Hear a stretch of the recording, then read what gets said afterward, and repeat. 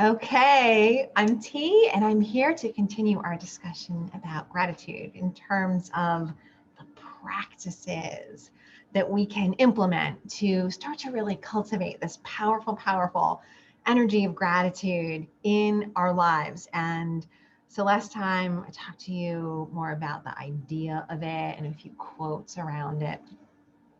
And this time, really more about the practices. And I did remember the author's name of that book, The Magic. Her name is Rhonda Burns. I believe it's Byrnes. I could be wrong about that though. So in terms of the practices, and again, going back to, when I was young, we said grace and we said it a certain way, and it became very rote. And I didn't really think about being grateful. I was just more interested in saying the grace so I could start eating because I was hungry. So that's one way to go about it, right? But another way is to really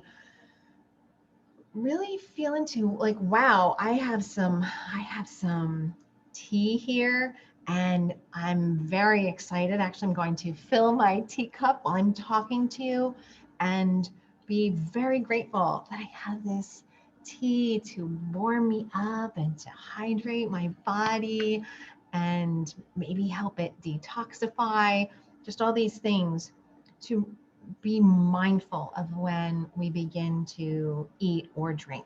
That could be a practice that you decide feels right for you.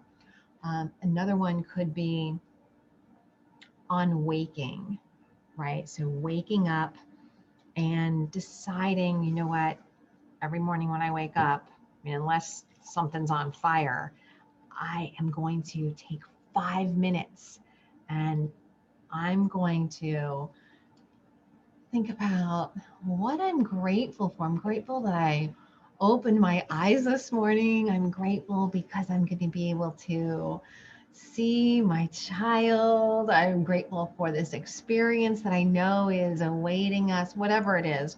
But just to take 5 minutes and think about one or three things that you're grateful for.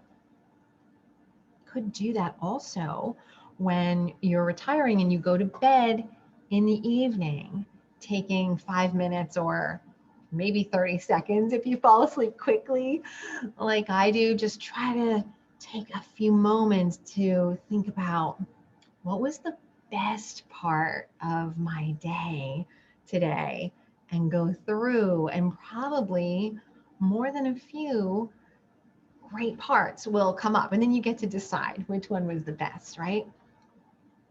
That's another wonderful practice.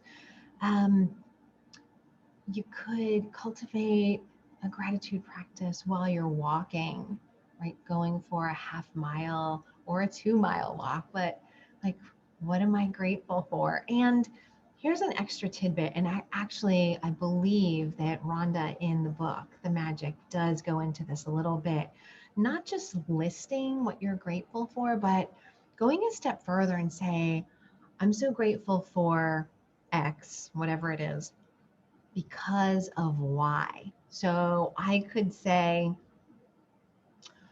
so my husband was out leaf blowing this afternoon.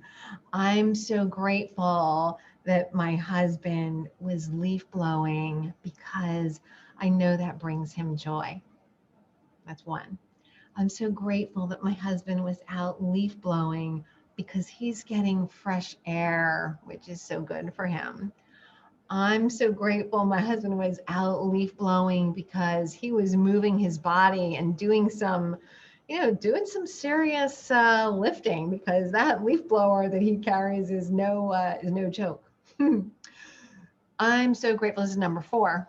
I'm so grateful my husband was outside leaf blowing because our yard does look really nice when you come back from a walk or when you're driving by. It looks so nice. So those are four things. Those count as four because there were different reasons. So you could say, I'm so grateful for my son, or I'm so grateful for my daughter, but you could list how many reasons why.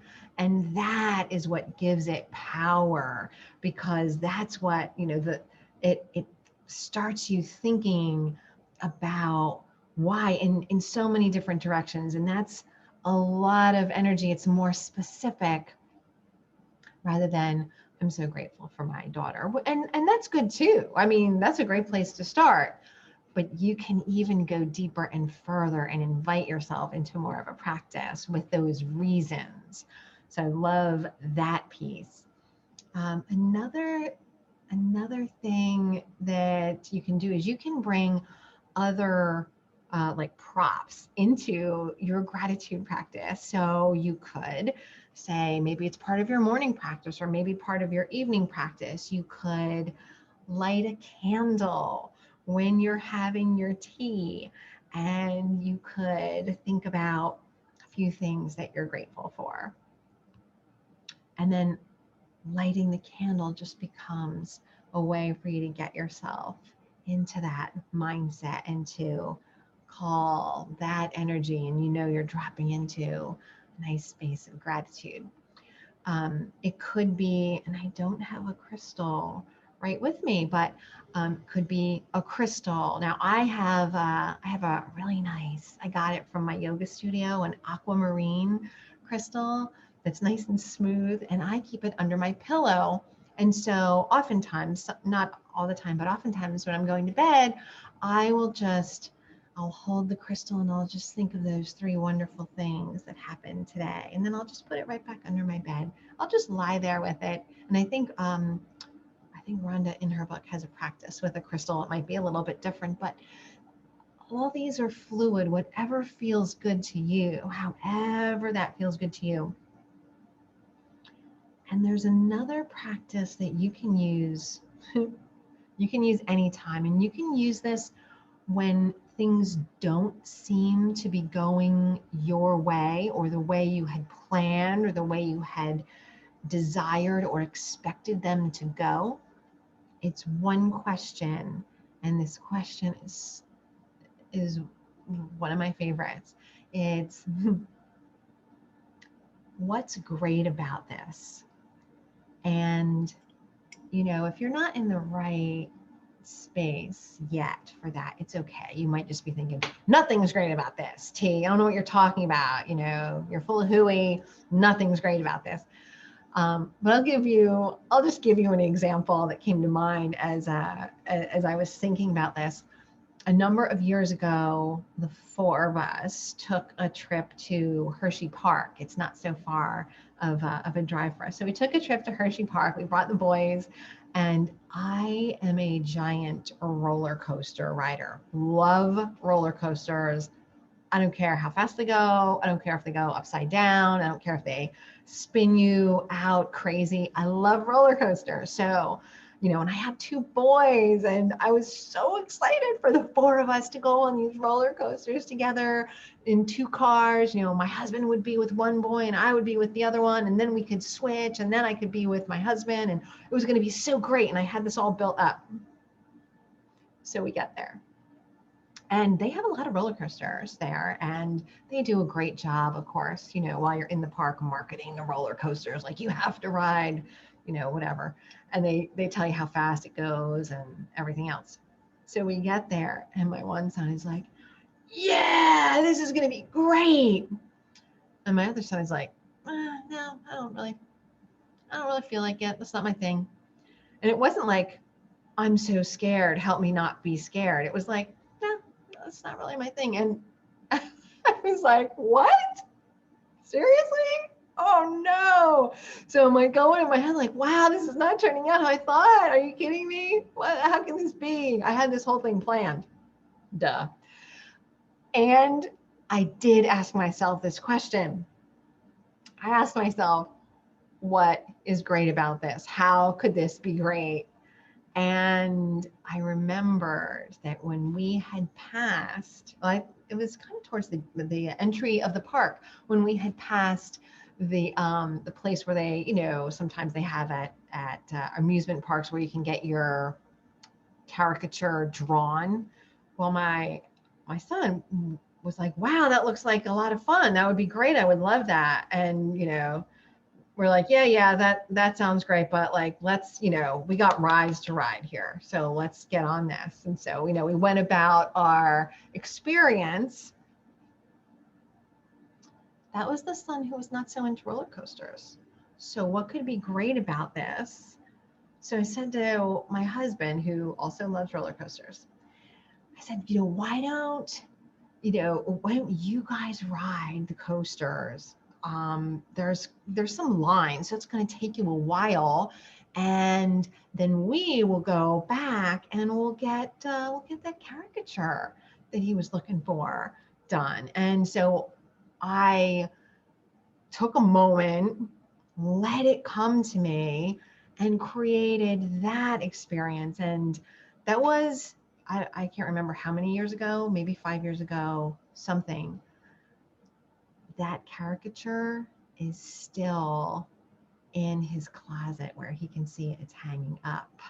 And, his closet is actually kind of part of his room. There's no door. So you can see it. And every time I see it, I just think, thank goodness that I took a moment. So that's a really powerful question.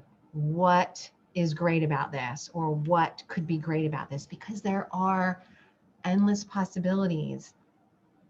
And the possibility that I had envisioned of the four of us having this grand time on the roller coasters together was just one of so many possibilities. So that question can help us unwind ourselves a little bit and open to something else.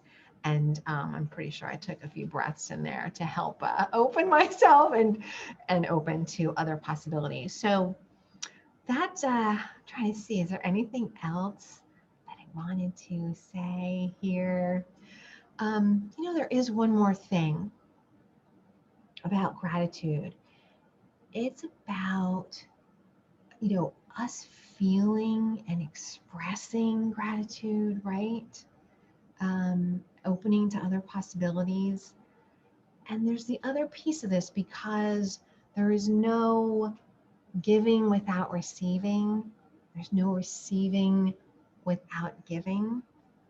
So when other people express their gratitude to us, we can really honor that and allow that.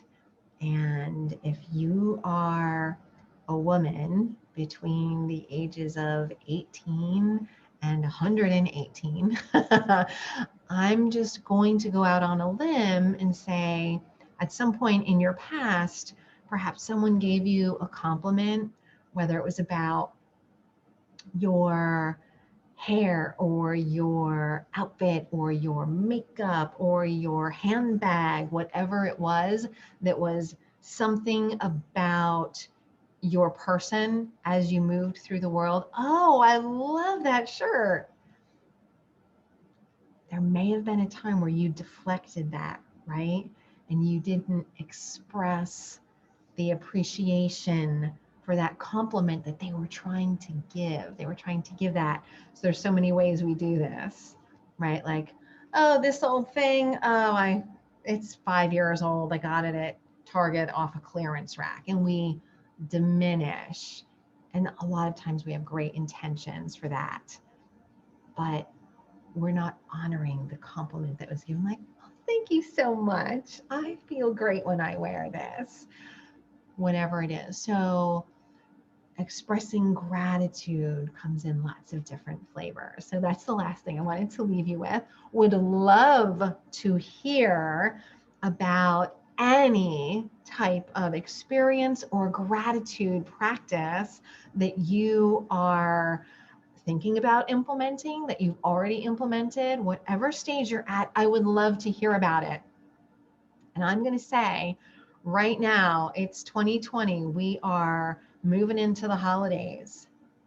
Anyone who comes in to the Relational Parents Facebook group between now and the end of 2020, I want to hear from you. I want to give you a reason to say thank you to me. So I have something for you. If you will share with us your gratitude practice, I have something for you. It will require that you share with me, not with the group, your snail mail address, because it's actually something that I physically want to send to you for fun. So I'll leave you with that. Sending so much love and gratitude that I get to be here, and gratitude for you listening and or watching. Sending lots of love. Bye for now.